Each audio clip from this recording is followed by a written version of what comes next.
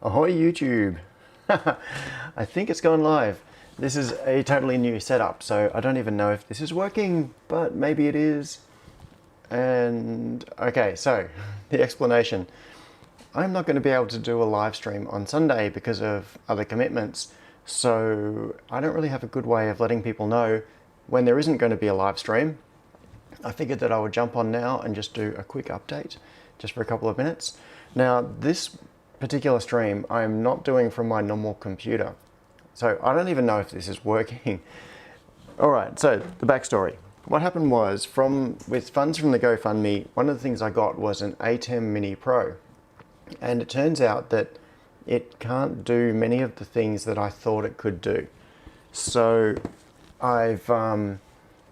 it doesn't act. Oh, Mako, thanks. Thanks for letting me know. So one of the problems is that I can't do like partial screen captures, and it's got some limitations. So anyway, what it's set me off on the track of doing is figuring out alternative ways to manage live streams. So right now, what I've done is I've got my Ubuntu machine, which is under the bench here, and I've got OBS running on that, and then I've got the camera, which is running HDMI into the ATEM Mini, which you can't see, it's down in front of me. That is connected by USB into the Ubuntu machine. And, hey Mike, hey Gavin. And so I'm streaming now through the normal camera, the real camera, into the ATEM Mini, into Ubuntu, into OBS, and then up from there. So I think this is going to be quite useful as like as a way of getting multiple sources into the computer, but it's certainly not as useful as I hoped it was going to be for doing like scenes with multiple picture-in-picture and all of that sort of thing. Hey John, sausage. Yeah, the other thing that I got was I'm not actually using this right now. I haven't even opened this box. This is the Rode Wireless Go 2 microphone set. So these bits of swag are what I've got so far. Now, one thing that I can do out of the ATEM Mini is if I hit this, I've now got overhead camera and I've got picture-in-picture. So right now this is not being done by OBS, this is being done by the ATEM. It's taking the multiple camera inputs, so there's the camera over there looking down at the bench, and it's got the front camera, and it's mixing those two together and doing the picture-in-picture. So it just gives a single output stream that is all of that combined. So that's kind of cool. And in fact, if I could do picture-in-picture with a couple more, then it might be more useful. And if it was better for a screen capture, then it would be good as well. So anyway, quick update. I'm not going to go into this in great detail now. I can end up doing another 2-hour live stream now, but I'm going to resist the urge, and I'll go into these things that you see on the screen now in more detail in a proper live stream. But the summary is that they work, but there are problems. So last Sunday I assembled, that camera is shaking like crazy. I definitely need to brace that better. So last Sunday I did the pick and place and assembled this board, and I've now got the 8-port version assembled as well, and we've got the multimeter Wi-Fi interface assembled. Alright, so starting with this works with one caveat, and I don't know, I can't believe I didn't think of this when I was working on it, but it was my mistake. With all of the experiments we were doing previously, what we were doing was using a Lowland 32 and capturing the oscilloscope data, and that was working fine, and I was using GPIO 16 on the Lowland 32, which is an ESP32. This is a Wemos D1 Mini, which is an ESP8266. And when I did the circuit for it, I just selected GPIO 16 as the data input pin, so the RX pin, without even thinking about the difference between the 6266 and the ESP32. And it turns out that particular pin, GPIO 16, is one pin that you cannot use for a software serial input. So we can't capture data with it, which really sucks. Luckily, the next pin just down from it is fine, and you won't really be able to see it here because I need to zoom the camera in more. But what I did was I've just used a little bit of wire right there where my fingernail is. I just cut the track and bridged around to the next pin, and then everything works just fine. So I have successfully had data coming off the multimeter into this and then going to MQTT. Well, it was until I just broke it. Yes, it's a bodge.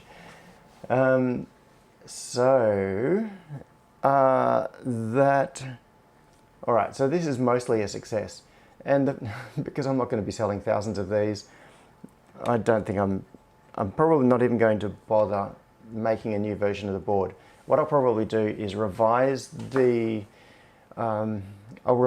design files and push them to GitHub, just so that if someone else comes along and grabs the files, they won't make a board that doesn't work. So I'll make it so that the board is correct. I'll do a V1.1, but for the ones that I've got, the PCBs are fine, and it's just a tiny little bodge wire right here, and then it's fixed and everything is okay. So if anybody actually wants these, then I can make them available, and hopefully no one is too upset about the bodge wire. All right, so that's a summary with the multimeter thing. And yeah, I'm not going to connect this stuff up now. I'll do that on another live stream. And this actually worked really well. So I'm very happy with how these have turned out. But of course, there has to be something wrong with everything. And what was wrong with this is the silkscreen markings on the address pins. So these, I just flat out got this wrong. When I look in the PCB layout, I can see that the silkscreen A0 is opposite A2, and the A2 silkscreen is opposite A0. And I just got them wrong. Instead of being A012 from top to bottom, it's A012 from bottom to top. So the address labels on the silkscreen are reversed. But apart from that, it works perfectly. So you can see here that what I've done is put, there are no jumpers on this one. So this one has hex address 20, and then there's one jumper on this one on the A0 address pin, so that's hex 21, and then 22, and then 23. So we can do a little bit of binary counting from there to there, to there, and there. And same on this. So all three PCBs, and I haven't actually assembled one yet, but this is the blank of the 24 port version, but I'm confident that this is going to work. I will assemble at least one of those, but these just work flawlessly. I've connected them up and I've used the USM, I think it is, firmware, what is it, Universal Sensor something. Yeah, the alternative firmware for the light switch controller. I've been running that, and it detects with this plugged in, and it detects single press, multi-press, like long press, all of that sort of thing. Works brilliantly, and it seems to be quite reliable. So all of the little resistor networks on there worked well, and the pick and place machine seems to be happy with putting them down in the correct place. So that's cool. I'll be a lot more confident about using resistor networks in future designs, instead of putting 200 discrete resistors as they would have been on this. I've now got a significantly smaller number of resistor networks. So it's faster to assemble, takes less board space, and it's cheaper. The resistor networks are actually, I'm not sure about cheaper. I think one resistor network is around the same price as 4 discrete resistors, give or take. So it works out to be in the ballpark. Yes, the bodges are just iterations, and Mark II is already on the way. Yeah. Anyway, I didn't have a whole lot else to say. G'day, Johnny. I was really just coming on to say I won't be live streaming on Sunday, and to see if OBS on the Ubuntu machine would work.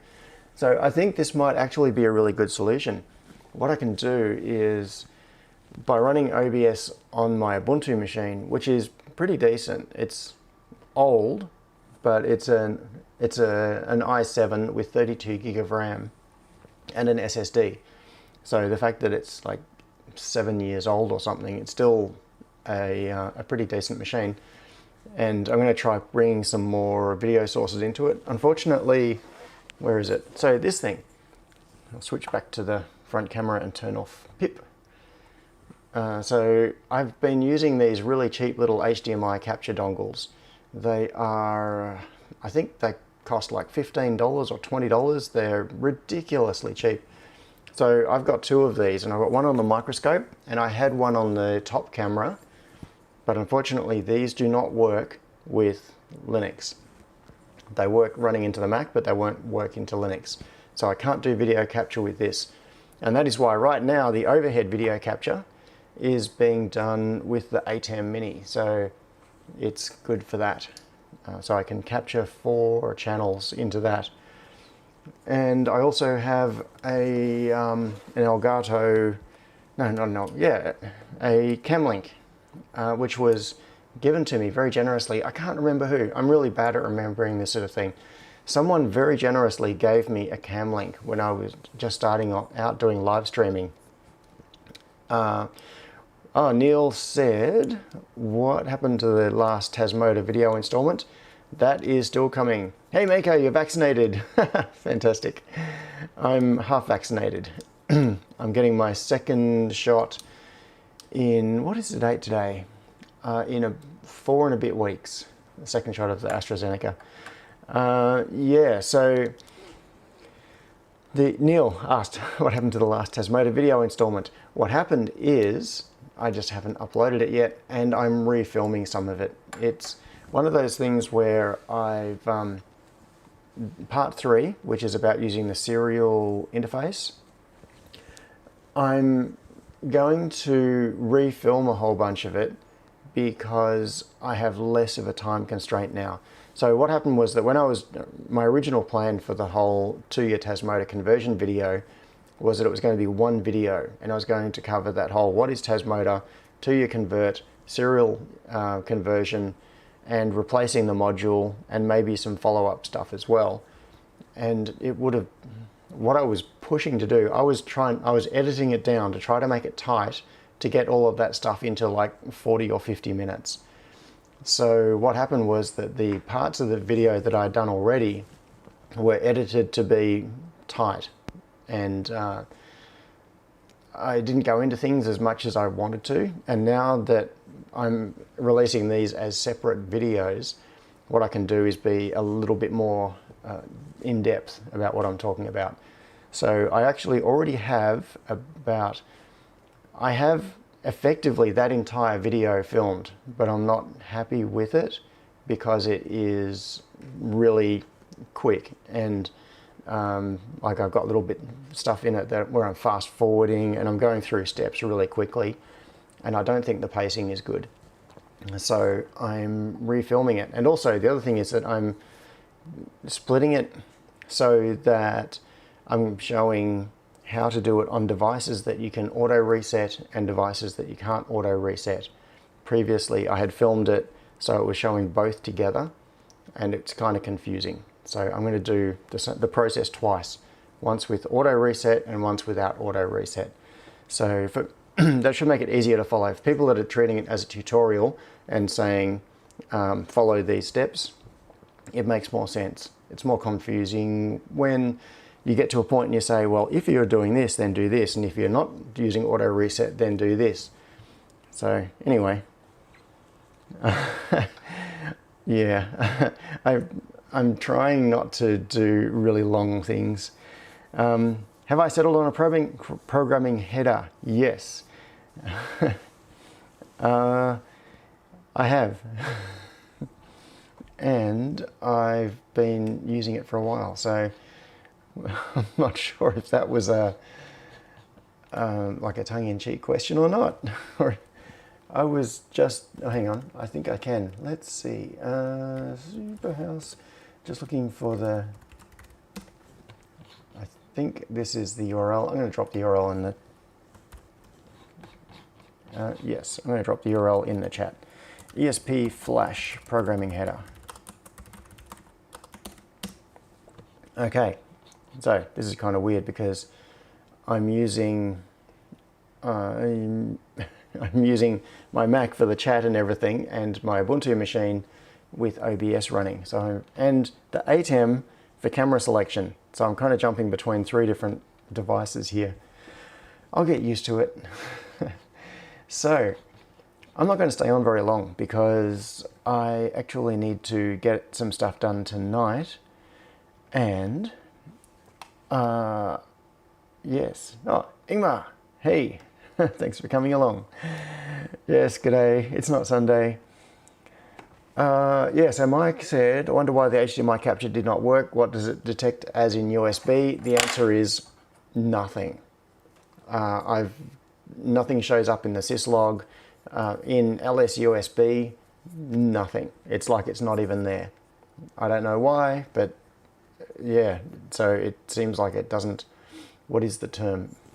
Enumerate, or whatever USB devices do when they start talking to a host. Mr. XY. Okay, Mr. XY, that is offsets. You need to be a Mr. XY, not Z, because that's distance. You need a rotational axis. So C1 is normally the first rotational axis. So when you're Mr. C1, you can talk to me about the sign being crooked. Is it crooked? I am so tempted to go and grab the spirit level. I'm actually pretty sure that that sign is straight on the wall. It just doesn't look straight. It's partly the field of view of the camera, and partly the bottom, what you'll see as being the bottom right corner of it is pulled away from the wall. It's closer to the camera, and so it looks like it's skewed relative to the shelves that it's next to. But if I move over here, so I'm straight on line with it, it actually looks dead straight. But it's not. It's like those columns on the, what is it, the Pantheon or something? The Colosseum. No, not the Colosseum. I think it might have been the Pantheon. That place where there are ancient pillars in the front of the building, and they made them curved, or they had a bend in them to compensate for the optical illusion that they would look bent if you looked at them straight on. So when you look at them, they look straight, but they're not straight. They're bent. Very clever. Yes. All right. Oh, Mike says the cheap units do detect as macro silicon. Okay.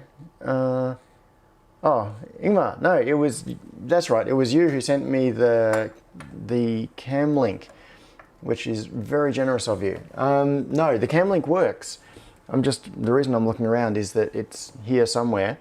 I actually had the cam link running into OBS on Ubuntu earlier tonight, and it was working perfectly. So one option is for me to chase more cam links, but I probably won't need to. So I've got 2 of these really cheap ones, but both of those sources that these were on are now going to be going into the ATEM, and that can do the capturing just fine. So I can switch to overhead camera, and I will be able to switch to microscope. I just need to get an HDMI cable that goes all the way from there down under the bench and around to where the ATEM is. And then it should be fine. Ah, okay.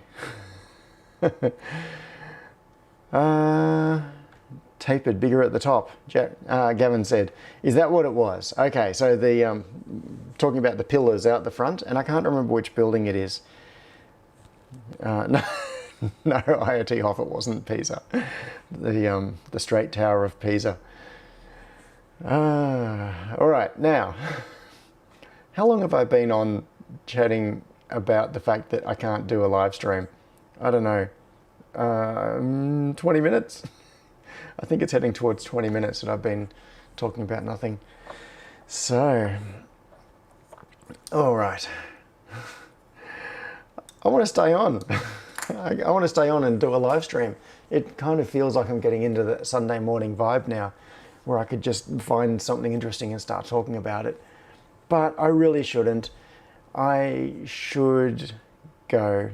Oh, Kevin McAleer said, love the t-shirt.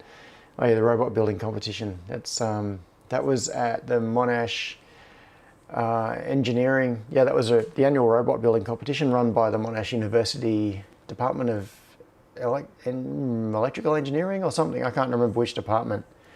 Hey, Scott. I know, Peter, I am doing a live stream. So Andrew said, do you think there will be a workaround for them breaking till you convert OTA flashing?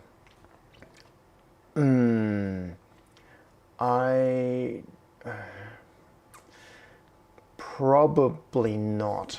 I suspect that there might be. But the big problem is not just switching the firmware, which they're already doing, but also switching the hardware, and that's the real killer. Going to things like Realtek and Beacon, I don't even know how you pronounce that. Beken is the company that makes the chips in some of their modules. Is it Beacon or something? I don't know. And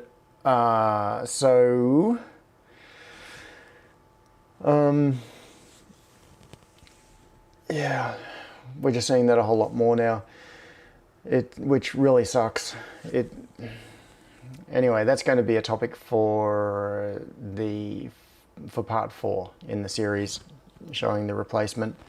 Because one of the nice things is that some of the modules, it's kind of interesting when you look at, if you look historically at the Tuya modules, what they came out with first, and then how their hardware has changed over time. One of the very first Tuya modules, I think it was the 2YWE2S, if I remember correctly, is actually the exact same footprint as an ESP12 module. So you can do a direct drop-in replacement. You can take one off and put the other one on. And there is another module which uses a Realtek chip, which also uses the same footprint, but because the Espressif chip, so the ESP8266 needs the strapping pins set to certain levels to go so that it doesn't go into bootloader mode. What they did was they didn't put those on the carrier board, so you need to do some little bodgies. But I'm going to go into all of that in part 4. All right. Anyone seeing the link or not? Did I give I thought I posted a link. Did it? I really thought that it did. What happened to that? ESP flash. I'm just going to try posting a link again. Oh no, I did post it. The link is there. Cool. Yeah. So one of the interesting... Oh, okay. Sorry, Mako, I didn't realize you were wanting to show a link as well. Yep. Cool. Yes, and I know I haven't been on Discord much. I've been, the last week and a bit, I've been going nuts on some work-related stuff, because here in Australia, it's the end of the financial year in a couple of days. On July 1st is the new financial year, and the way our R&D, all of our tax reporting is done on that basis. And so I've had one of my clients has basically said, do everything you possibly can, like just do anything that you can do, try to do it before the end of the financial year so that they can build it into their R&D tax submission. And yeah, it helps. So the result is that I've been working until late at night and then starting again at like 6 o'clock in the morning. So, oh, Mako says, I think my dongle looks identical. All right, I would actually really like to get these working. So Mako, I'm just going to chuck this down here. See if you can probably get a better view of it like that. What does it say in the middle? High definition yeah, stuff. So I could plug this into my Mac and find out what it reports as. Like I can get the USB vendor ID and everything out of that, and then we could, yeah, we could compare, see if yours is the same, and if you've managed to get yours working. It's quite possible that there is some driver that I just need to install. Yeah. Oh, Kevin as well, exactly the same. Yeah. The thing is that there are actually multiple versions of the guts of these things. So what's going on inside here is there's an FPGA, and these enclosures are manufactured by a company. These are like a standard off-the-shelf enclosure, and they are sold to other companies that make the internals. So you can often get things like this that look exactly the same and the guts are different. Like they've got a different FPGA, or they've got a different, whatever the core or whatever, loaded onto the FPGA. Yeah. Oh, and Adam says, my favorite no-name HDMI capture. Ah, cool. Mako says I sent you the device IDs. Awesome. Alrighty, well, if we can solve that, that would be really, really cool. Yeah, some of the very cheap ones are a component capture device with an HDMI converter. Yeah, which I think is why they don't have pass-through. So this one is HDMI in, and then it's just USB. Oh, and also a connector is expensive. Pass-through is expensive. Anyway, that's something that I'll have to follow up early next week. But yes, the point I was making is that I needed to log hours this financial year and like invoice my client this financial year. So that's what I've been doing. And that, yeah, so that's been for the water cannon project.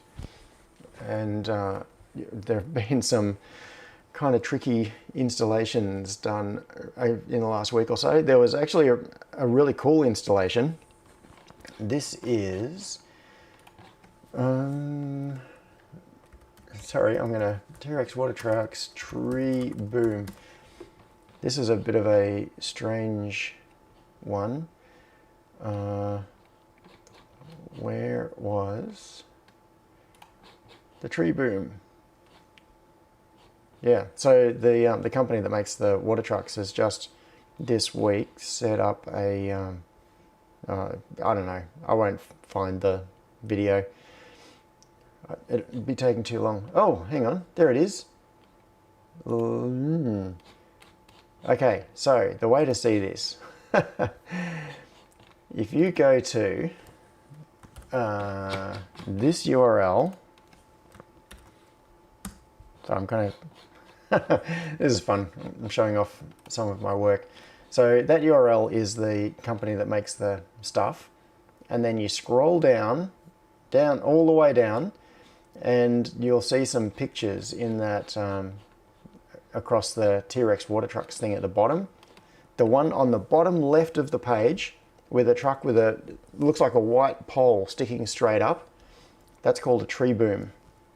And what it's got linear actuators, and basically it's like a watering spout that can come down and rotate, so it can move into different positions. It's connected to a pump, and just next to the number plate you can see, just to the right of the number plate, you can see a box with a silver sticker on it, and that is the controller that I designed. So that's running the linear actuators and controlling the pump and all of that sort of stuff. Mako, cool. I don't actually have Discord open right now, but I will have a look at this. So, oh, and Alberto is there in his orange shirt giving the thumbs up. Alberto is the mechanical engineer, and yeah, he's working on a, in that picture he's working on a pneumatic, what is it? Yeah, that's a pneumatic water cannon. That's a big pneumatic actuator, the silver thing that goes through it. Anyway, so I've just over the last few days I've been implementing a whole bunch of extra features because the controller was never actually intended to work on tree booms. That one was thrown out, that came out of left field. It was designed for controlling the water cannon, and then the company was building this tree boom, and so the guy that owns the company was thinking, the tree boom has linear actuators. We can drive the linear actuators as if we're driving the XY motors on the water cannon. So how about we drive the tree boom with a water cannon controller? And it actually works really well. Anyway, okay. I could keep talking. I'm not. I'm gonna go. I gotta go. But thanks for coming along to this very impromptu live stream. And so I will not be here on Sunday. I will be doing a live stream the following Sunday, but hopefully before then I'm going to be uploading the video for part 3 anyway. And yes.